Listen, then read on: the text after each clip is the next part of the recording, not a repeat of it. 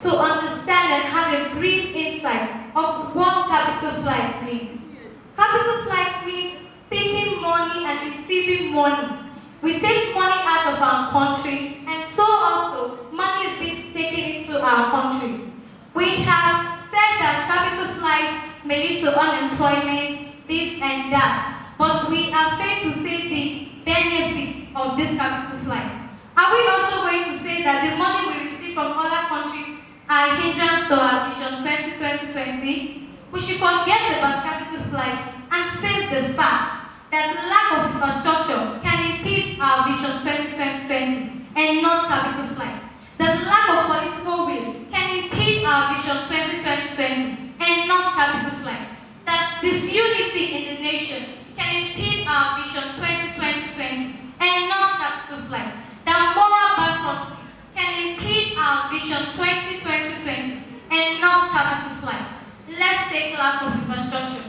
Citizens are not provided the basic amenities of life, such as good roads, hospitals, schools, and so many others. We are deprived these basic amenities, and one of the major goals of this Vision 2020 is to provide infrastructure for the citizens. But here we are today, lacking infrastructure, and we are laying the blame on capital flight as an impediment. Lack of political will also. We lack political will. Our governments lack political will. They don't put into consideration what ought to be done. And yet, someone is saying it's capital flight. Is capital flight responsible for corruption? The answer is extremely no. Is capital flight responsible for the bad things happening today? The answer is extremely no. Capital flight is just on its own. It happens to fall under moral bankruptcy amongst Nigerians. Yes, our people take money out of the country to develop elsewhere.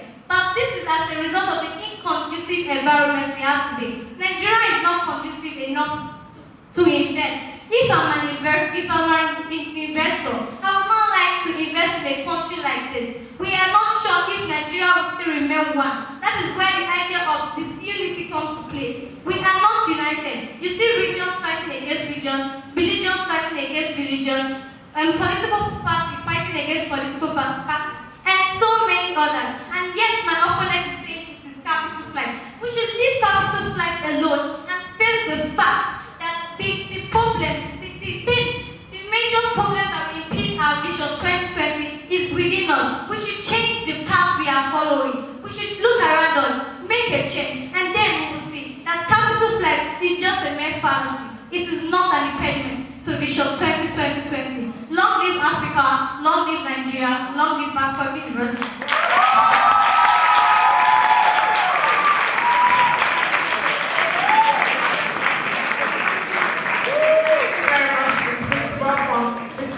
From Western Delta University. At this moment, I would like to invite Kula Joyce from the Department of International Relations, Igbenedion University. Capital flight is only but a very good example of the elite theory, which holds that every society is characterized by two classes, the highly placed rich and the poor, in which the highly placed rich call all the shots of the society. Good day to the moderator, the panel of impartial judges, co-debaters, accurate timekeeper, ladies and gentlemen. Quilla Christiana Joyce from Igbenedion University, Okada. As earlier established by my lead speaker, capital flight has caused harm to the economy of Nigerians. I would like to support this with the following points of mine. Firstly, capital flight has led to the increase of human capital flight itself. Human capital flight known as brain drain.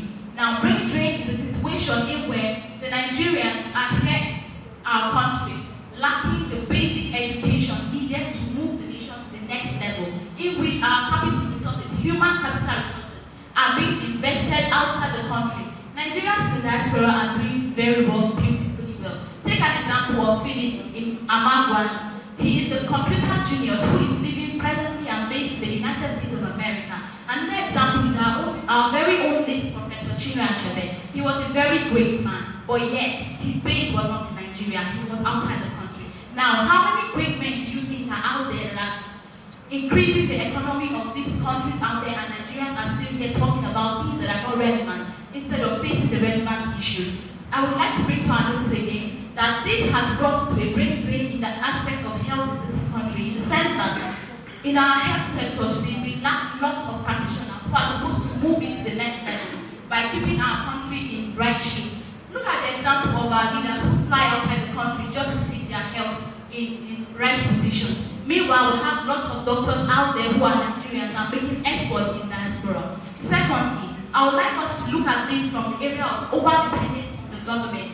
Capital flight has risen the number of over-dependence on the government in the sense that capital flight on its own, which takes our elites out of the country to invest in other countries, has contributed in boosting their economy and creating a space in the area of unemployment in the country, unemployment which leads to high rate of poverty, and then poverty which leads to the high rate of insecurity in the country. Now the government is left with the burden of tackling these three broad areas of the country and now including it in the development plan that they're supposed to annex to make sure the country moves to the next level. In the first instance, I would like to note that this process is going on. Meanwhile, the capital itself is not relevantly in place and as big as it's supposed to be to tackle this problem. Thirdly, I would like us to look at it at the end of aid to other countries. Nigeria, in the act of capital flight, our elites in the country have contributed to the economy of other countries outside this place. Now, we're trying to move up to the G20 nations to meet up with them. By that, we have to displace the 20th number or whichever number that we can displace. Now, if Nigeria is investing in the economy of all these other countries, their margin is growing bigger by the day, thereby broadening the space for Nigeria to fill in and cover up to be one of the G20 nations. Now, if this continues, how is it that we can say that capital flight is not an impediment to the actualization of Vision 2020? Finally, I would like to talk about this.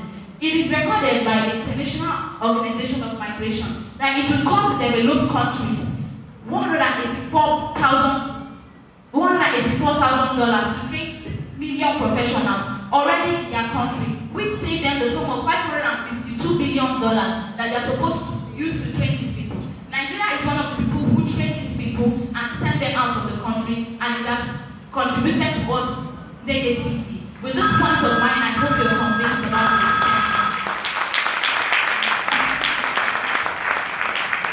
Thank you very much, Joyce from Igbenedion University. Before Dorothy from Western Delta University comes up, I'd like to inform the debaters that you have 3 minutes each for your rebuttal. That is, for you to refute the points made by opponents. 3 minutes from each side to make your rebuttal. Thank you very much. Right now, we take on Dorothy from Western Delta University.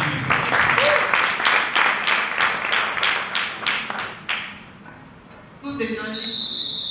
Thank you, fans, co-debaters, and my listening audience. I am Dorothy Onakopa, a representative of Western Delta University, Ohara, Delta State. I am here to strongly oppose the notion that capital flight is an impediment to the realization of Vision 2020. But first, I would like to throw more light on the subject capital flight.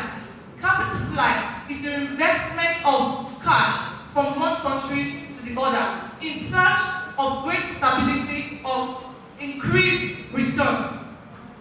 Capital flight is an idea shared by most countries in the world, including developing and developed countries.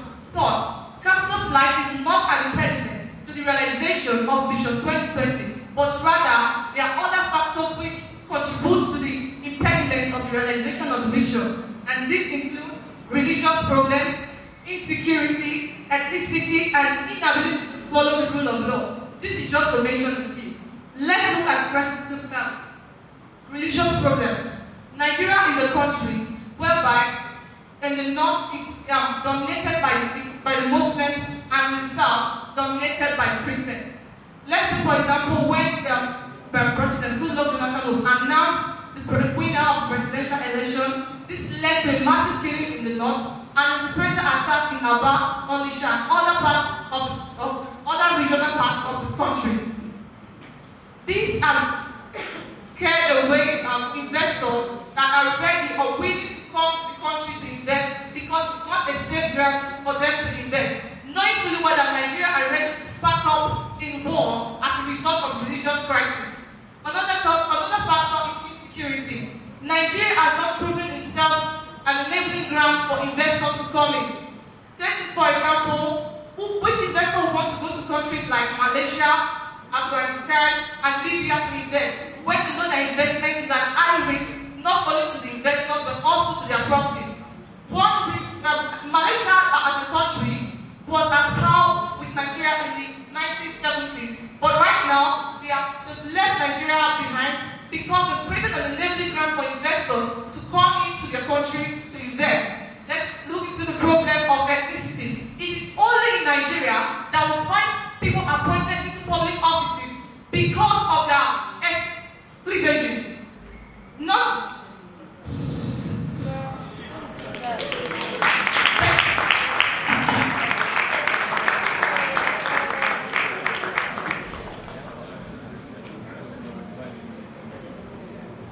All right, thank you very much. Let's give another round of applause. Thank you, Dorothy. Now we will have 3 minutes each for 3 minutes for each side to do a rebuttal or a recap of your point. You're either refuting the points that the opponents have made, or you're recapping the points that you have made. So we will begin with Igbenedion University. Thank you very much. Let's do this together. Thank you very much for giving us an opportunity to recap and to react to what our opponents have said. The topic before us today is capital flight as an impediment to the attainment of Vision 2020. A semantic analysis of the topic before us shows clearly that that topic is unambiguous. Capital flight is an impediment to the attainment of Vision 2020. We are saying yes. All our opponents ought to do was to say no and tell us why it is no. They had no business, by the nature of the topic before us, listing out the plethora of things they have listed. Distinguished colleagues, when a student writes an exam, once he writes an exam out of context, no matter how beautifully he has written, it is out of point.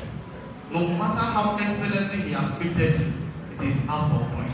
Our submission this afternoon is that we are not here to debate as to the other issues that could impede the actualization of Vision 2020.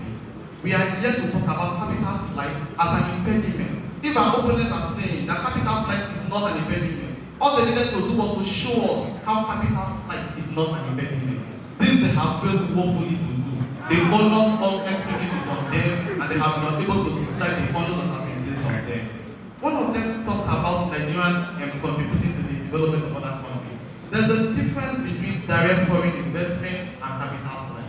When you talk about capital flight, I'm talking of loss of revenue. This is something that will not come back to you again. But when you talk about foreign direct investment, it is different. And there is of course a fundamental difference between foreign investment and capital flight. Let's talk about our environment not being conducive for investment. Vision 2020 needs money to be actualized. And we're talking about is Nigeria worse than Libya? Yet people go to Libya to invest. Is our climate so bad? Is it the problem with Nigeria is that we blow our problems out of proportion? Nigeria is a beautiful country. Nigeria is a great country with good people. Nigeria is the land of our fathers. And we all need a duty to uphold it. Whatever we say about Nigeria, let me say something. If you do not package yourself, no one else will package you. It is what you say to people about you that they will accept. Nigeria is a wonderful country. I am proud to be a Nigerian and I uphold this country.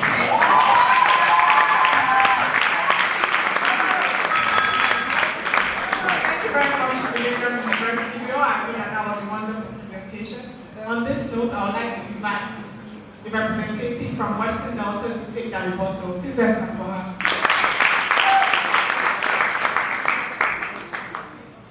I'm smiling because my opponent said Nigeria is a beautiful economy. Beautiful, I must say. But beautiful with unemployment, like you rightly mentioned earlier. Beautiful with corruption. I must say, first we can talk about unemployment. I'm not quite have nothing to do with unemployment. Because if we cannot tackle the issue of foreign investors securing their investment here, how can this employment come in?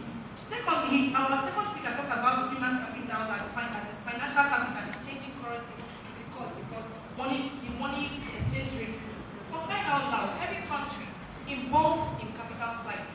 I mean, Nigeria capital currency has dropped because the economy has dropped. It was not so before I was asked. It was never so before. It has dropped because the economy has dropped. Also, you talked about us instead of wasting this money, putting it into agricultural sector. It is not because we cannot put it into agricultural sector. It is because they have been oil dependent. Meanwhile, there are other things. They are oil dependent. That's why they put that because of oil, not because we cannot put it into agricultural sector. Also, he said taking money outside. He used the word taking, and I must rebuild that word. I said earlier that capital flight is unidimensional. It's not unidimensional. It is multidimensional. It is not only money taken out. Money is also received. So are we saying that the colleague said, if the money being brought in, is there an impediment? No.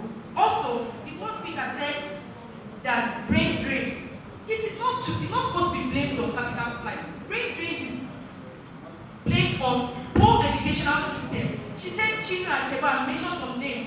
School abroad. Why did they school abroad? Our educational system here is poor. Lastly, she said capital flight is one of the reasons for poverty. Capital flight is not one of the reasons for poverty, abstract poverty. It is the idea or the issue of deprivation, where countries or tribes have been deprived of their basic necessities. It is not because of capital flight. When a state or a tribe is being deprived of their basic necessities, poverty was playing. So it is not blamed on capital flight. I think my opponent should rethink or have a rethink on this issue because capital flight is not an impediment to this issue. Also to recap from my third speaker about the issue of ethnicity, it has hit in deep. What she was trying to actually explain is that ethnicity to a large extent has hit in deep. Like you find that people are giving offices because of their ethnic group. With this viewpoint or with this rebuilding and capping, I believe I've been able to convince my audience and my judges that capital flight is not an impediment to Nigerian government.